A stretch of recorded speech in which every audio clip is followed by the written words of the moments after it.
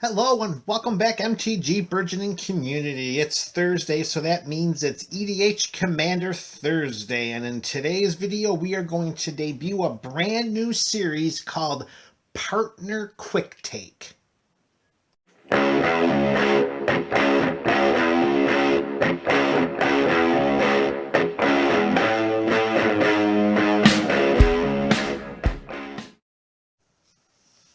Hello, fans of MTG Burgeoning. Welcome back here for another EDH Commander Thursday. And today we unveil a brand new series that we're going to see a lot of in the coming weeks and months. And in today's video, what we have here is a new series called Partner Quick Takes. And what that's going to comprise is this stack of cards is one copy of every single partner commander in Magic's history. So that's the 15 original Commander 2016 partners, and that is the 41 partner commanders from Commander Legends, including the Prismatic Piper, for a total of 56. And what we're going to do is we're going to take this pile, we are going to shuffle that up, we are going to deal out 4 two-pair partners for a total of 8 cards. We're going to reveal them, and just like that on the spot, I'm going to give my quick take on how I would build that commander deck with each of those 2 partners. And just for the purposes of clarity and for transparency, you can count along as I go through, but there is one copy of every partner. Here are all of the Commander Legends. You hear these were just freshly sleeved, brand new. Double sleeve dragon shields. You can just see, you can almost feel, you can hear the freshness of these cards. Look at that. All 56. So we're going to deal out 4 piles of 2 for 8 total cards, and we are going to do this a grand total of 7 times, stretched over 7 videos, so that way no 2 commander partners will repeat. And once we complete a cycle of 7 partner quick takes, well, then all of the partners will get shuffled back in, and we're gonna do it again. But for the purposes of today's video, we are just going to do the first 8 partners.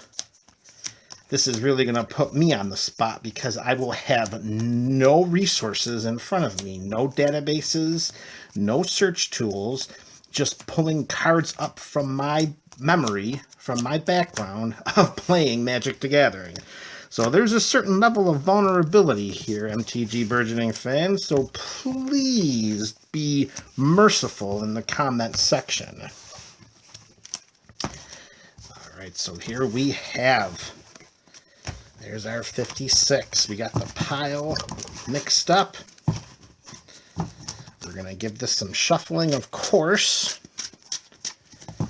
So I wanted to do something different. So this isn't necessarily a deck tech per se. Like, we can just call this like a quick take. What I would do with any 2 particular partner commanders. Oh, nothing like brand new sleeves. I am telling you, these babies, oh man, they could glide across a pond. All right. This is it. We cut. All right, here we go. 1, 2, 3, 4, 5, 6, 7, and 8. Our first 8 partners. All right, the suspense is real, folks. All right, pair number 1. We have the Prismatic Piper. All right, let's get the Piper out right away. All right, so we know what the Piper does when it If it's one of our commanders, we choose a color before the game begins, and the Prismatic Piper is the chosen color. It's a 3/3 for a casting cost of 5 colorless. So this just helps to add an extra color if we don't have a commander that would be around in order to provide that color. And our second is going to be Glacian Power Stone Engineer. So we got a 3/6 for 6. Oh man, our commanders are 5 and 6. This is not a great start. Okay, so we tap and tap X untapped artifacts we control. Look at the top X cards of our library. Put one of those cards into our hand and the rest into our graveyard. All right, so what we would do, the first thing I want to do with this deck is, since we have an ability to fill our graveyard, I would include a bunch of artifacts in order to make the X pretty high. And I think maybe some of those artifacts would be a bunch of creatures as well, some good artifact creatures. I think I would want the Prismatic Piper to be black in order to utilize all of black's recursion. Because if we're dumping cards into our graveyard, then we can use spells like Living Death, Rise of the Dark Realms, perhaps Patriarch's Bidding if we really go tribal with the build. I would definitely put a bunch of mana rocks in here, I would put in the Dimir Signet would go in here, of course, the Arcane Signet, Soul Ring, as a way in which to ramp out the commander, then get Glacian into play, with Lightning Greaves, and the Swiftfoot Boots to protect it, because we're investing 6 in a commander that, let's be honest, 3/6. I mean, the toughness of 6 is pretty good. I mean, I can't really complain about that, but the 6 for 3/6, when it gets in play, we're going to want to protect it. I honestly don't see casting the Prismatic Piper ever, so that's pretty much the build I would do. I would put a bunch of mana rocks in play and other artifacts to help get Glacian into play, protect it, tap it. Yep, I would tap it. And then I would dump a bunch of cards into the graveyard, and then I would cast some recursion to get some big old creatures in play.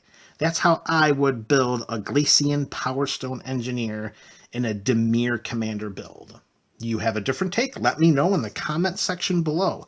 That is pairing number 1. That wasn't too bad. I think that would work out. Dimir Artifact Recursion. All right, pair number 2. And we are looking at, Kamal, Heart of Kroza.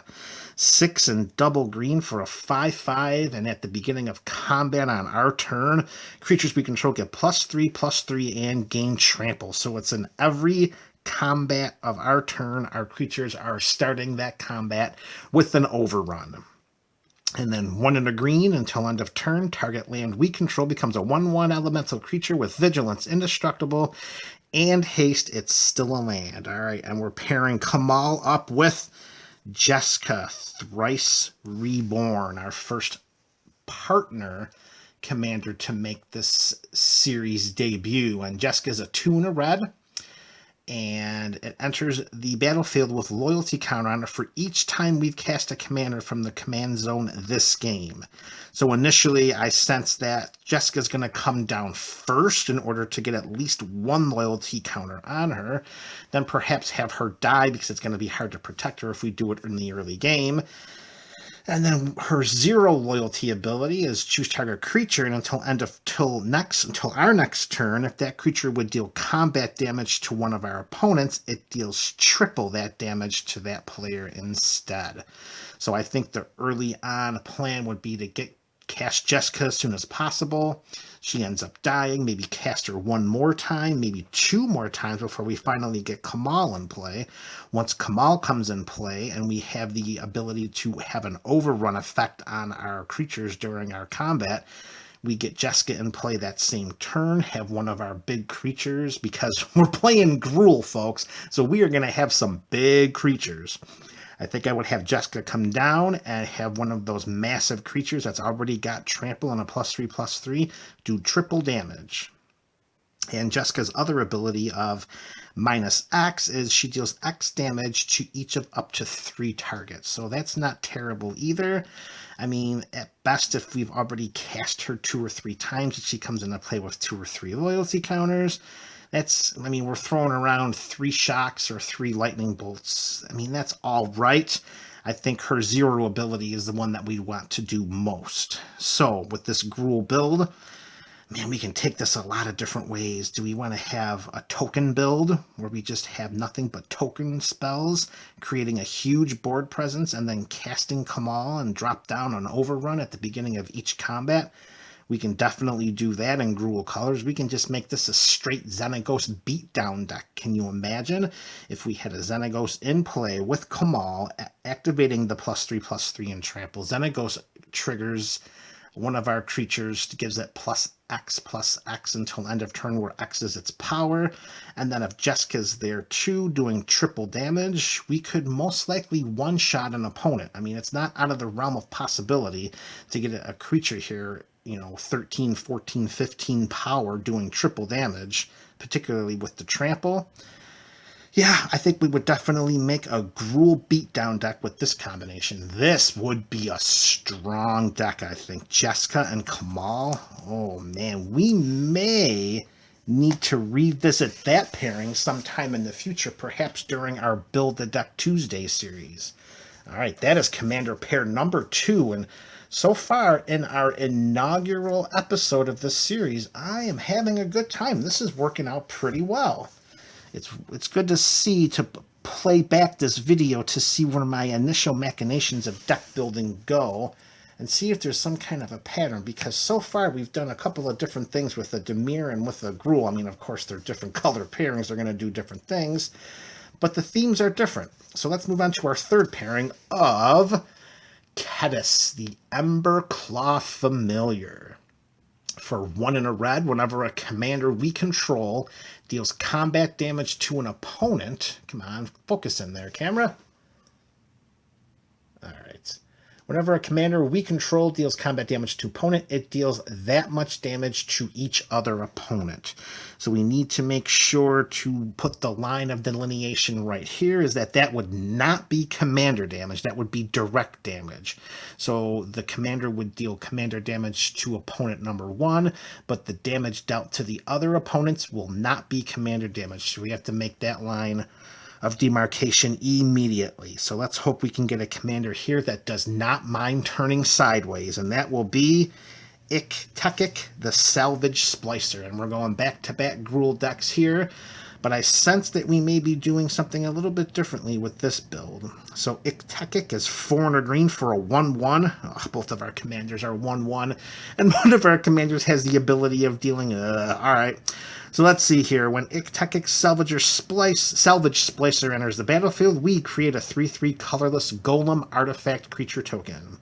Whenever an artifact is put into a graveyard from the battlefield, put a +1/+1 counter on Iktekik and a +1/+1 counter on each golem we control.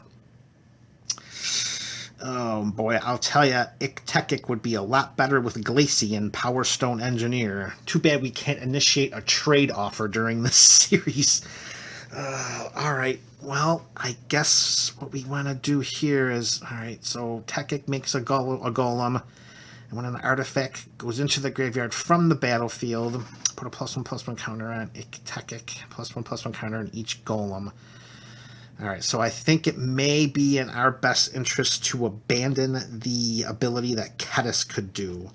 I mean, we could invest in a Voltron strategy and put together an equipment and aura package that could be used on Kediss and on Iktekik in order to deal the lethal commander damage and then deal damage to our opponents as well. We could take that avenue. I mean, there are some very powerful equipment out there, and maybe if we had some auras that were able to come back from the graveyard, or when the creature dies, like a Rancor, that would be nice to throw onto one of these creatures. I think we would take that. It would be a shame to lose the golem, because whenever an artifact is put into a graveyard, what we could do is we could include Toggo in this deck as a way in which to get some artifacts into the graveyard by sacrificing the rocks that are created from Toggo when lands enter the battlefield. I don't know. I think initially what I would want to do, I would initially pursue a Voltron build for these two commanders, because I think Kediss could come down early and start to attack with some Anthem effects and with some equipment and some timely and carefully selected auras. We just don't want to throw any aura out there because there's always the fear of getting 2 for 1. And then Iktekik could come down and establish a little bit more of a board presence, and then he can pick up where Kedis left off, get Kedis back into play, and start to whittle our opponents down by making some big Voltron-y commanders, and just hope that we have enough of a board presence and removal. I mean, we're playing Gruul, so our removal is not going to be super strong. There's no black destroy creature spells, there's no blue disruption, there's no white. I think this one might be okay. I think so far of the third pairing, I would probably put this pair as the number 3 power level right now. The first being, of course, Jessica and Kamal. And then the Glacian Dimir build, I think, has some real promise to it. This one, we'd have to see. I would go Voltron strategy with that. I really would. Iktekik and Kedis. All right, we are 3 pairs in. This is awesome. I really like doing this. Yeah, baby. I've never done a series like this before, and I am enjoying it. I want to hear in the comments section below. You tell me how you would build these pairings. We're not picking these pairs. These pairs are being selected for us. So for installment 1 of Partner Quick Takes, here is our 4th and last partner pairing. And we begin with Malcolm, Keen-Eyed Navigator. 2 and a blue for a 2/2 pirate with flying. Whenever 1 or more pirates we control deal damage to our opponents, we create a treasure token for each opponent dealt damage. Oh, again, that goes back to... Boy, Malcolm would have been a sweet combination with Iktekik. Sacrifice those treasures, put some +1/+1 counters on golems. Oh, okay, so that's our first partner, and partner number 2 is Ravos Soul Tender. All right, so we're going to build an Esper deck. 2/2 flyer for 3 white and a black. Other creatures we control get +1/+1. And at the beginning of our upkeep, we may return target creature card from our graveyard to our hand. All right, so I'm looking at a pirate tribal build. I think that's what we would do here. We would just fill the deck with as many black, white, and blue pirates as possible. It's a little bit of a disappointment because there are so many good pirates in red.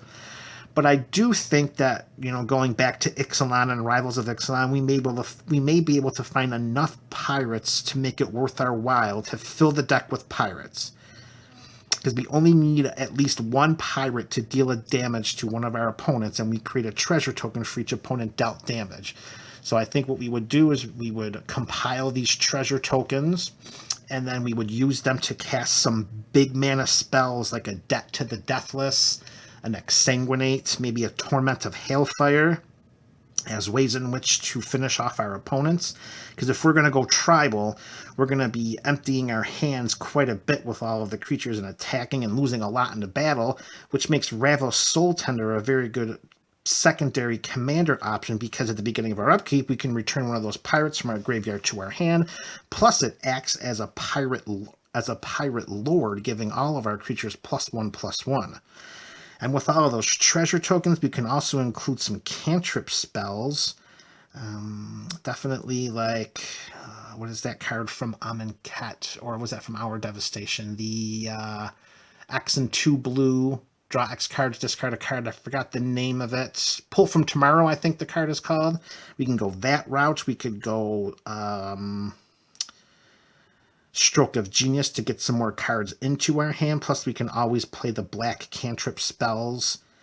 The Ambition's Cost to get some more cards into our hand. So I think that this would definitely be a pretty sweet Esper pirate build, using the treasure tokens as a way in which to finish off our opponents through combat damage. All right, I like that idea. So that is partner pair number 4, and if I had to take a ranking of what the power level of these 4 decks would be based upon my preliminary assumptions as to how I would build these decks, I think it would be safe to say that the combination of Kamal and Jessica would be the strongest. And I would go as far as to say that the Esper Pirate build would be the second strongest, because 3 colors, in addition to getting some white, that could go a long way in creating a much stronger deck than some of the other representations here. And I honestly think that the Dimir Artifact Recursion build would be the third most powerful, followed by the Voltron strategy of Ketis and Iktekik.